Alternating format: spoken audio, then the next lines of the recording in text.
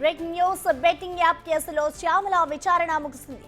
దాదాపు 3.5 గంటల పాటు ప్రశ్నించారు పంజాగుట్ట పోలీసులు. బెట్టింగ్ యాప్స్ ప్రమోషన్స్ కు ఎంత తీసుకున్నారన్న దానిపై ఆరా తీశారు. ఇటు పోలీసుల విచారణకు సహకరిస్తారన్నారు శ్యామల.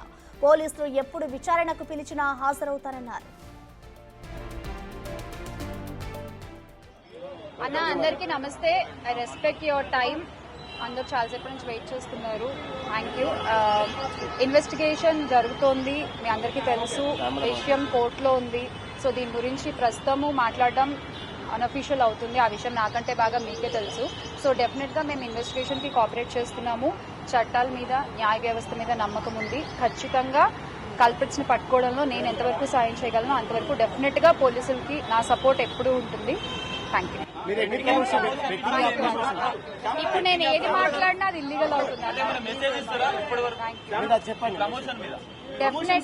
డెఫినెట్ గా ఇది తప్పు. అండ్ ఆ కుటుంబాలకు ఎవరైతే నష్టపోయారో వాళ్ళకు కూడా ఖచ్చితంగా ఆ లోటు ఎవరు తీర్చలేనిది. ఇంకా ముందు ఇలాంటివి ఏమీ జరగకుండా తీసుకోవాల్సిన బాధ్యత మన అందరిపై ఉంది. ఇది ఒక రెస్పాన్సిబుల్ సిటిజన్ గా చెప్తున్నాను. అన్న అందరికీ నమస్తే.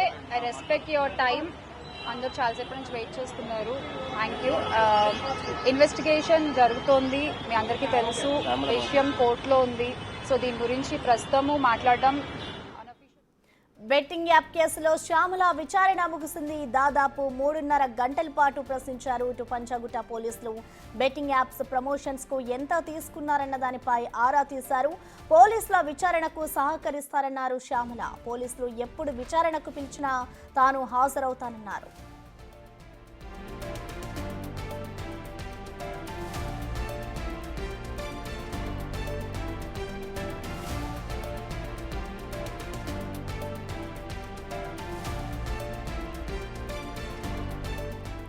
దీనిపై పూర్తి సమాచారాన్ని మా ప్రతినిధి సాగర్ అందిస్తారు. సాగర్, చెప్పండి, ఇటు బెట్టింగ్ యాప్స్ కి సంబంధించిన కేసు ఏదైతే ఉందో మొత్తానికి శ్యామల విచారణ అయితే ముగిసింది. సో విచారణలో అసలు పోలీసులు శ్యామలకి ఎటువంటి ప్రశ్నలు సంధించారు, డీటెయిల్స్ ఏ విధంగా ఉన్నాయి సాగర్?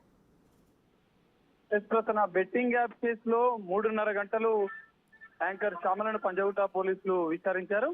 అయితే ప్రధానంగా ఏ కంపెనీలకు బెట్టింగ్ యాప్స్ కి ప్రమోట్ చేశారన్న అంశాలను కూడా విచారణలో పోలీసులు అడిగినట్లు కూడా తెలుస్తుంది.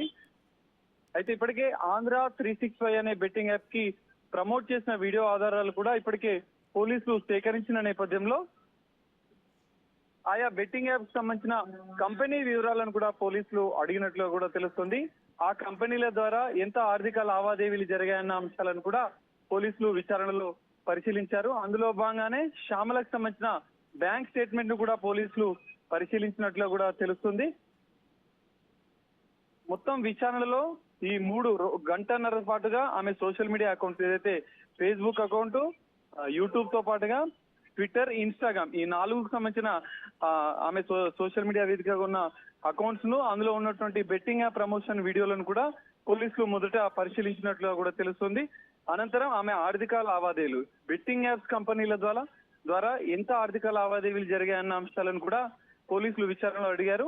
అందులో భాగంగానే ఆమె బ్యాంక్ స్టేట్మెంట్ కూడా పోలీసులు తీసుకున్నట్లుగా కూడా తెలుస్తుంది. మరోసారి విచారణకైతే పిలవలేదని చెప్పి విచారణ ముగిసిన అనంతరం కూడా శ్యామలో మాట్లాడుతూ చెప్పారు. ఇప్పటికే హైకోర్టు ఆదేశాలు, నాట్ అరెస్ట్ ఆదేశాలు ఉన్న నేపథ్యంలో ఆమె విచారణలో ఈ 2 ఆధారాలను అయితే పోలీసులు సేకరించిన పరిస్థితి మనకు కనిపిస్తుంది. అయితే యువత దీనిపైన, బెట్టింగ్ యాప్స్ పైన అప్రమత్తంగా ఉండాలని చెప్పి ఆమె విచారణ అనంతరం కూడా మాట్లాడిన పరిస్థితి. అయితే ఈ బెట్టింగ్ యాప్స్ విచారణ జరగడం, కోర్టు పరిధిలో ఈ అంశం ఉన్న నేపథ్యంలో విచారణకు సంబంధించిన అంశాలు ఇవి మేము వెల్లడించలేము. బెట్టింగ్ యాప్స్ వల్ల నష్టపోయిన యువత కుటుంబాలకు తీరని నష్టం జరిగిందని ఆమె చెప్పిన పరిస్థితి అయితే కనిపిస్తుంది.